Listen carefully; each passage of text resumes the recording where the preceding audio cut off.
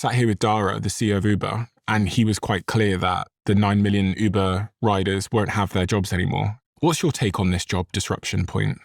No, I think you're spot on. I mean, your team gave me this lovely little pyramid, basically. You know, if you think of the bottom layer as blue collar jobs, right?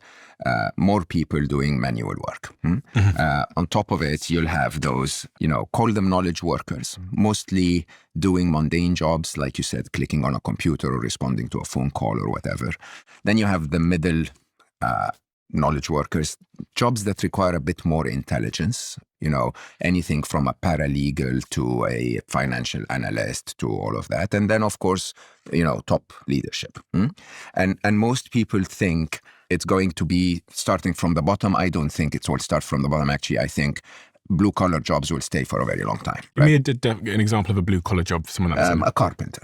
Okay. I love to restore classic cars. So, there isn't a robot that can do that yet. Okay. This, however, anything that is call center agent, assistant, travel agent, anything that you can do with a few clicks and is mundane, is going to disappear very quickly. My prediction is you're going to start to see very serious impact in 2027.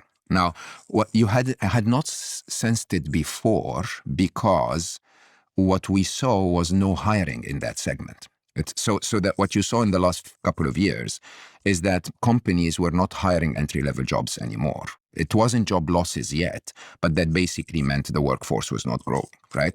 The next layer, I think, would probably be the knowledge workers. As intelligence increases, a paralegal would probably not be needed because AI can do the research, or one paralegal can do the job of 4, a financial analyst the same, and so on and so forth. I hosted Max Tegmark on my documentary, and he was laughing out loud, genuinely laughing out loud, saying, most of the CEOs believe that they can fire everyone and have AI do all of the jobs. They just don't remember that AGI is going to do everything better than humans eventually, including being a CEO.